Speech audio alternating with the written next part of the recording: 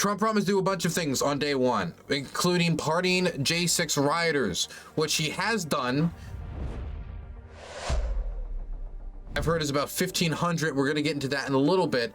But the big thing is, of course, to start off running with a slew of executive orders. So in order to do a lot of what Trump wants to accomplish, he's going to have to go through Congress. Now, Congress is controlled by Republicans. They control the House and they control the Senate, but it's a very slim majority.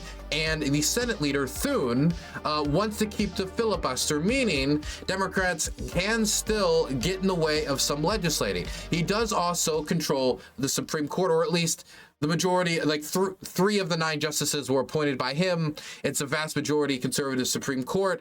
And so right now, with a Supreme Court that could be more favorable towards executive order decisions that could be debatable in its constitutionality until a recent transformation of the Supreme Court by Donald Trump that also paved the way, for example, for the overturning of Roe versus Wade, which is the other big decision and way Trump got involved in the Supreme Court, and it affected the daily lives of Americans. Trump has now laid the groundwork to maybe be even more aggressive than the first term when it comes to executive orders. So we were expecting a slew of executive orders, but we got a lot.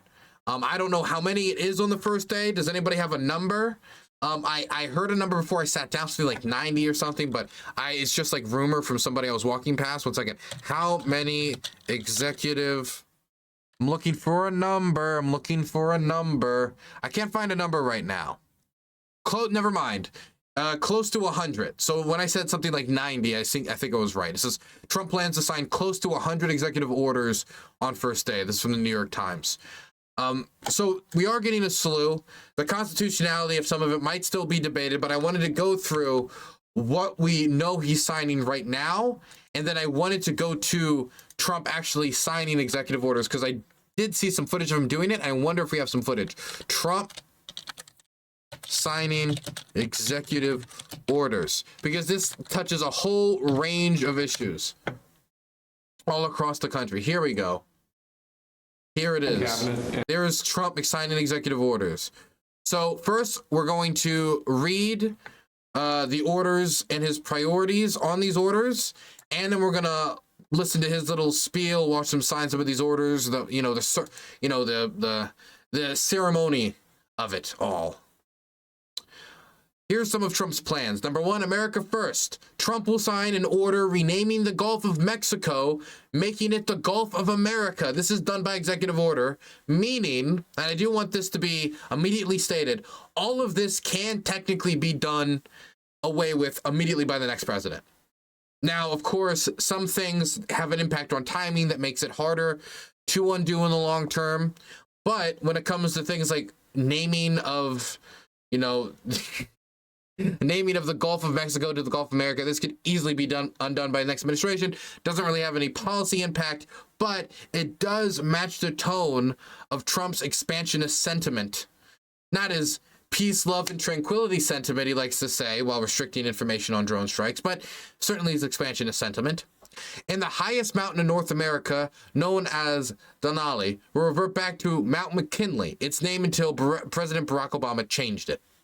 The renaming is to honor American greatness, according to a preview of the orders posted online by Trump's incoming press secretary. He signed an order that flags must be at full height at every future inauguration day. That order came because former President Jimmy Carter's death had prompted flags to be at half staff. Trump demanded they be moved up Monday.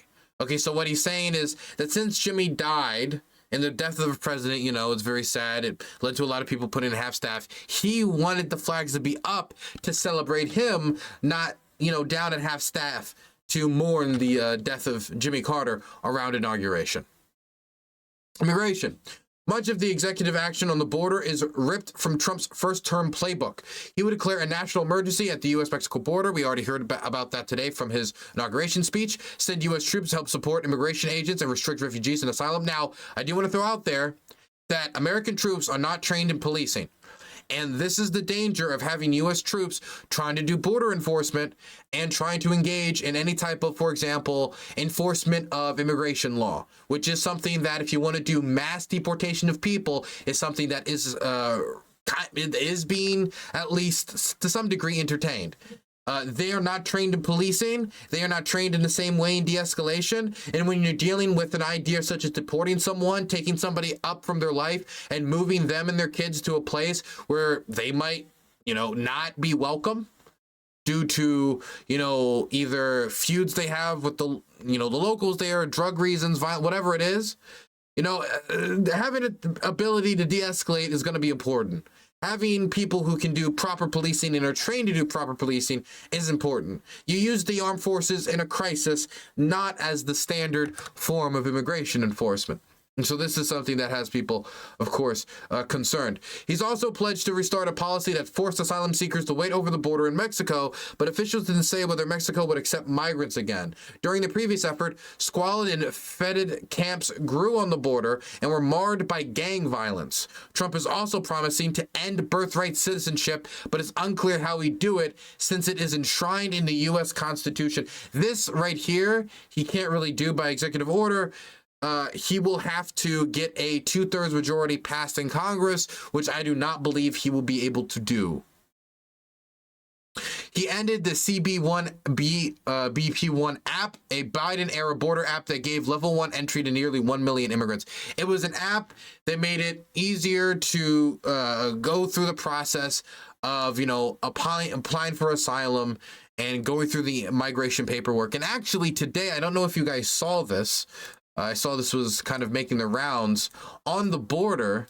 There were actually people who were working on the app, and some people actually had appointments today based off of stuff that they had reserved on the app, and then it got canceled. It got canceled right after Trump got elected and then signed these executive orders. Migrants in Juarez who are waiting for their 1 p.m. CBP1 parole appointments learned 20 minutes ago that the app had shut down and those appointments are no longer valid.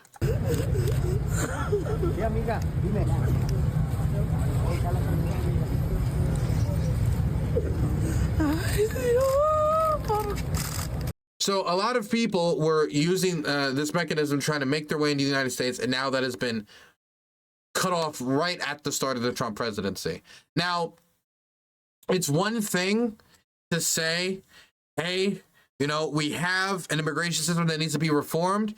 It's another to say we're going to pull the rug out from all these people who have already made their appointments with no warning to them and then react to them in a really disgusting way. Because if you look at the replies of videos like this, oh my Lord, we'll do a little bit, but that's not good. Here comes a steady stream of videos just like this to make people feel bad that illegals are being stopped from illegally coming to America now. Instead of crying, figure out how to do it the right way. Hey, guess what? Of course it's sad. Whether or not, even if it's the right thing to do, sometimes even if you believe it's the right thing to do, sometimes the right thing to do is hard. Like the idea of saying, hey, all these people, they're going to have to wait 20 years. Their kids are just going to have to grow up in gang-infested places. Maybe they'll be killed in a drive-by. Maybe they'll be killed in an overdose. Maybe they won't have any job opportunities. Maybe they'll go to terrible schools. They'll just have to wait 20 years to get rejected then.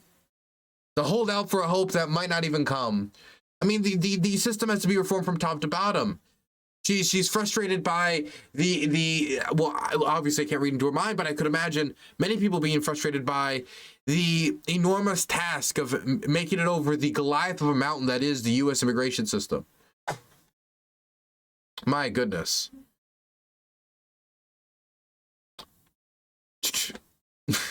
They're having fun, though. They certainly are having fun. Back to this.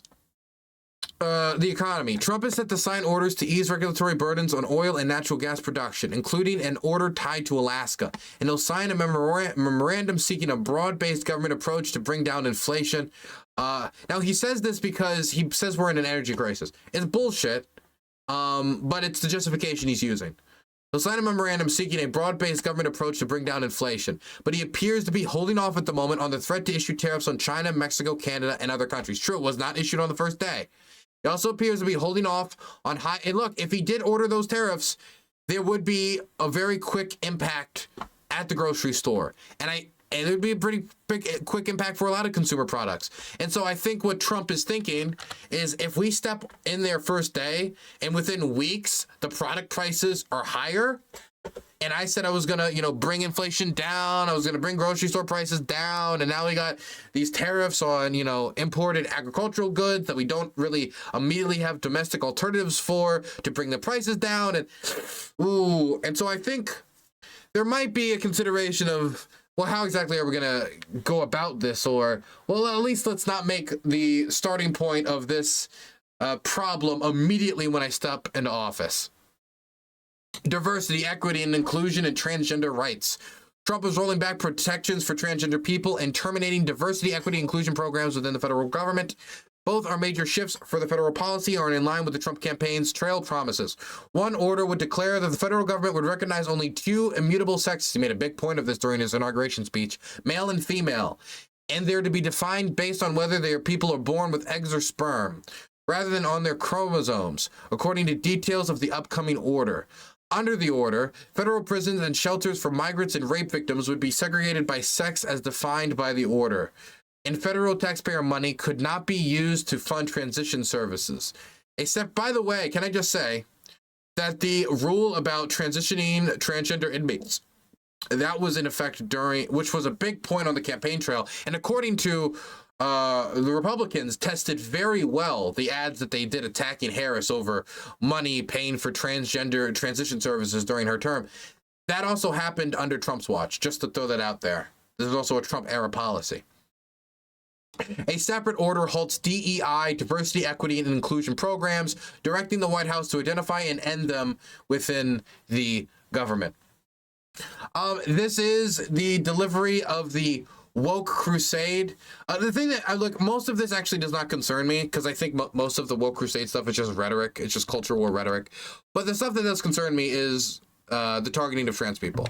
That particularly concerns me, because if he just says there's just a man and a woman, yeah, at the end of the day, right? If you're a trans woman or you're a trans man, you can just go about your goddamn business, right? This is the United States of America.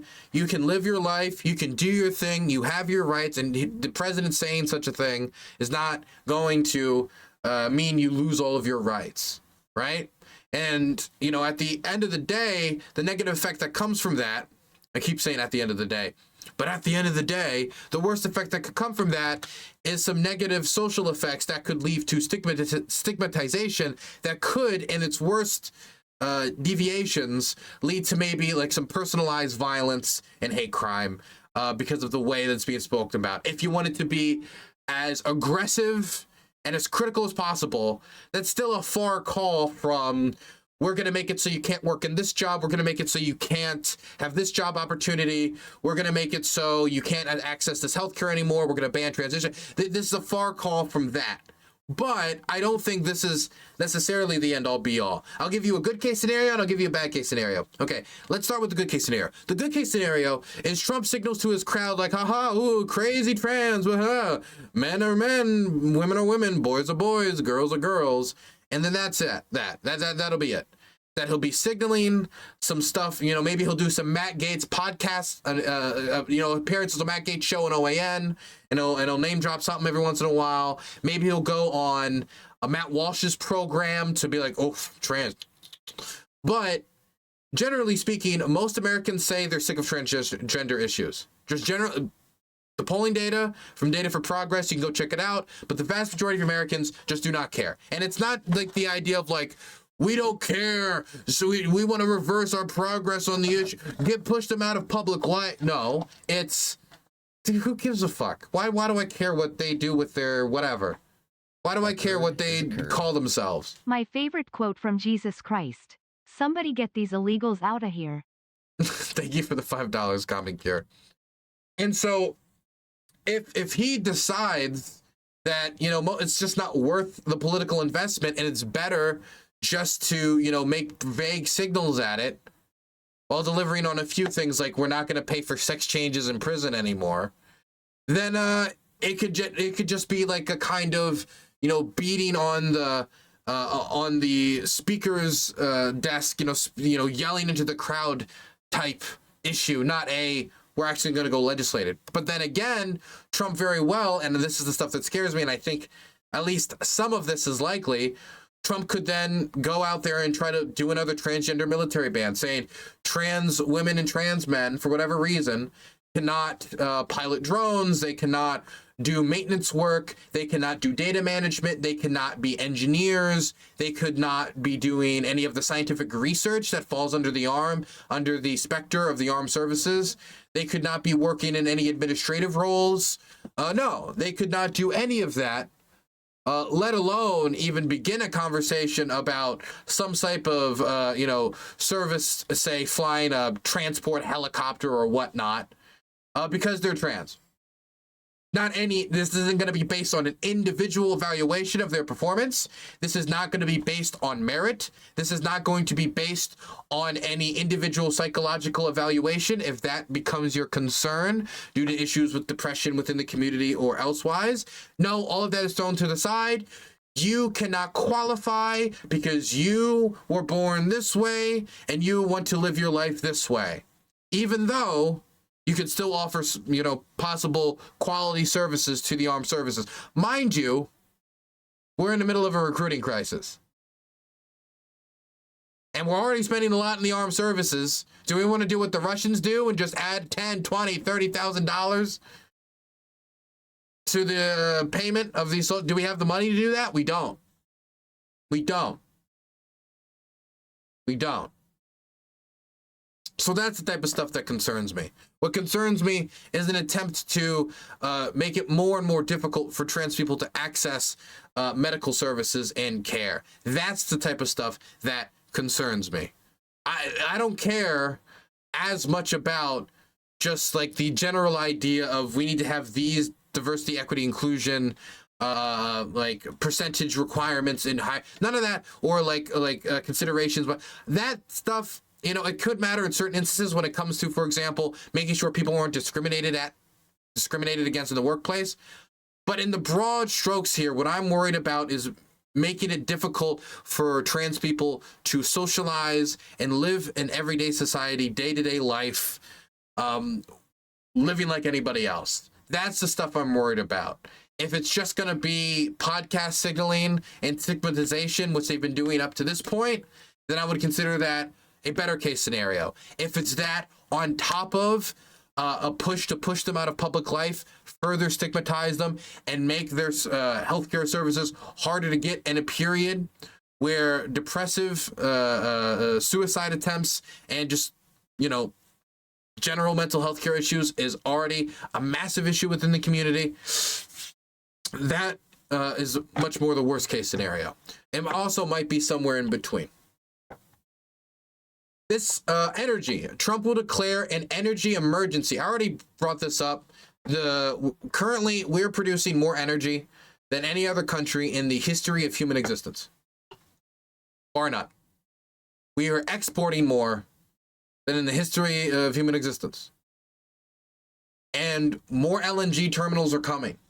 And with the Russians losing their share of the European energy market, we have come in with liquefied natural gas to replace their market share. It's a good period for American energy. Like, that's not to say that prices could never be cheaper, but the idea that we're in a crisis is just showmanship.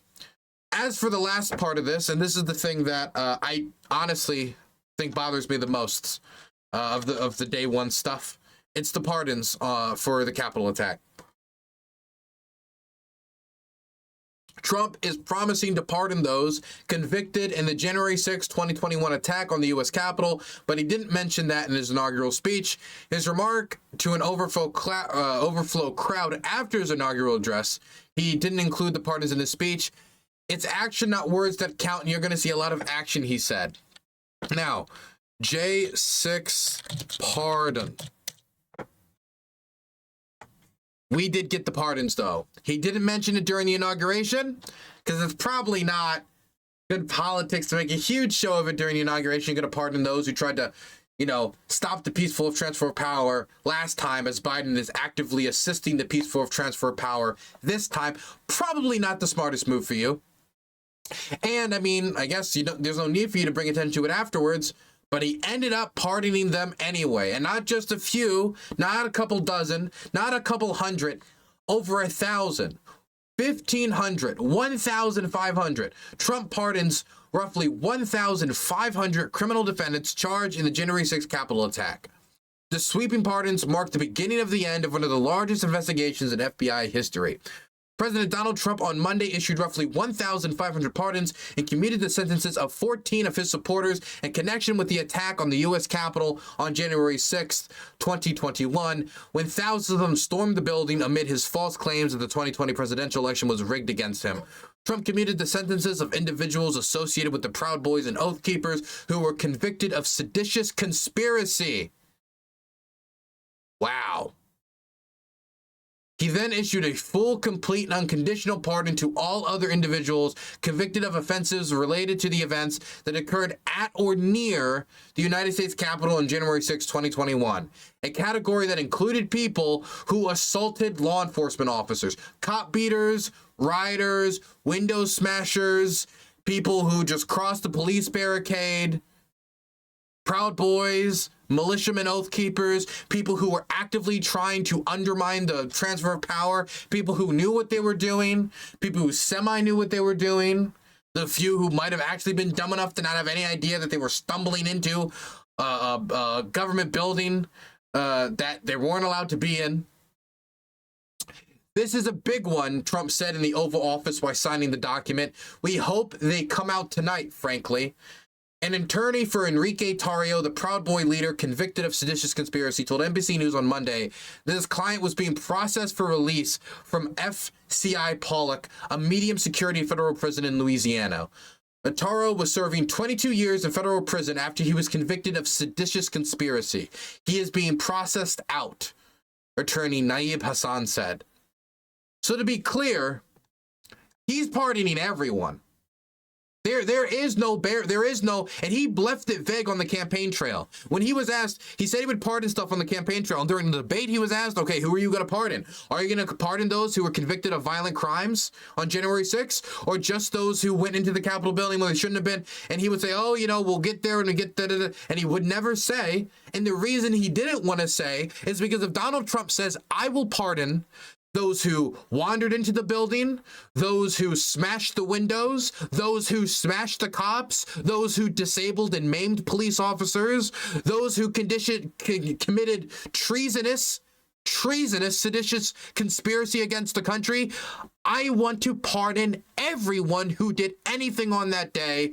Then all the Democrats, all the opposition to Trump have to do is take the footage of anyone doing anything on that day, say, Trump wants to put that man back on the street. Trump wants to put that man back on the street. Trump wants to put that man bashing that police officer back on the street. Trump wants that man free. He thinks he's a hero. He thinks he deserves to be rewarded. He wants to reward that behavior. He wants that man to think he did the right thing. He wants to create martyrs of these people. These are the people that Trump wants your kids to act like. Trump wants your kids to see people bashing police officers over the head for his cult and say, that's what you should be when you grow up, sonny. You should be dedicated to the Trump cult just as much as this freak was. This freak that they're going to allow back on the street who was convinced because of lies about bamboo paper and because they didn't want to accept that they lost an election, that they could take the democratic process, the peaceful transfer of power, take that long tradition we had and just smash it over their knee so they could get the reality TV star back in the White House. And every single one of those people are basically fine. Every single one. The one from the worst crimes to the best crimes. Every single one. What message does this send? The message that is sent with this is that if you go out for Trump, you stick your neck out for Trump, you go out there, you break the law for Trump, you're going to be protected. You're going to be rewarded. You're going to have people come to your aid. That's the signal that I think has been sent. And I think another signal that's been sent is that their behavior was not that condemnable. It might even be seen as honorable because they're treated like martyrs. The J6ers are treated like martyrs. It will not be long. In fact, we already see them being treated like martyrs. You on my head. Why on earth does the earth be round? I got JFK Jr. as my doctor. Expecto patronum. Thanks for the $5. We already see them being treated like martyrs and going on social media to raise money and going to special events to be speakers. And in the next 4 years, I won't be surprised if many of these people being let out of prison are going to be going to congressional campaign luncheons, are going to be going to RNC events, are going to be hosting GOP fundraising events, and are going to be treated like political campaign devices, fundraising mechanisms, and I'm sure any number of podcast stars. They're going to monetize their treason. Jefferson Davis with the Confederacy podcast fundraising for everybody who gets it's ridiculous. It's ridiculous. It's absolutely ridiculous. If there is no consequences, then why would they not do it again?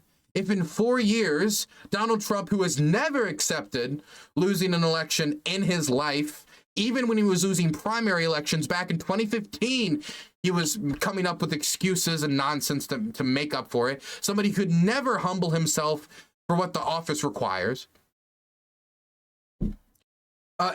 What are we supposed to do if in 4 years, J.D. Vance, Donald Trump Jr., Eric Trump, whoever it is, runs, loses, and then Trump says, oh, it was rigged again? When Trump controlled the levers of power, it was rigged against him. When Biden controlled the levers of power, it was not rigged against him. They couldn't rig it. When Trump controlled the levers of power again, well, now it's rigged again. It doesn't need to make rhyme or reason. It doesn't need to make sense. After the results of this election, the amount of Republicans that believed the 2020 election results actually went up. It went up from like 20 to 30%, something like 48%.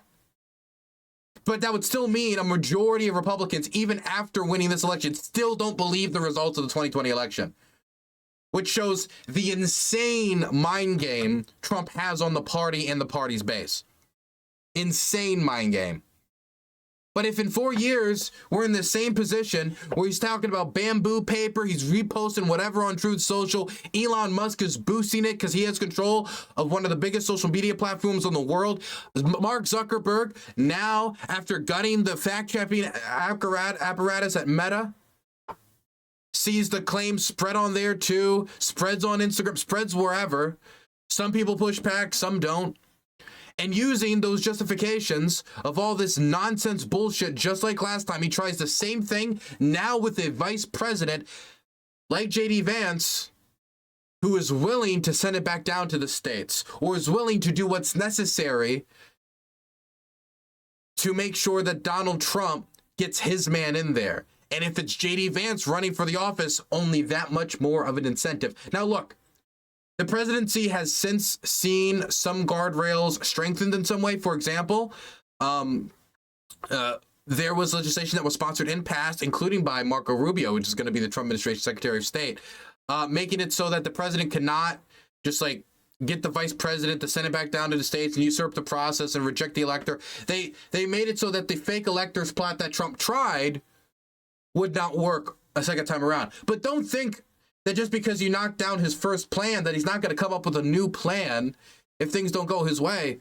In fact, I wouldn't even be so surprised if in 2 years after, for example, poor midterm results, as is the historical standard that the first midterm result of an incumbent president sees them not perform well, and with them having such a slim majority, it would not be difficult to see the Democrats taking over just like they did in 2018. I could see, even fast forwarding this.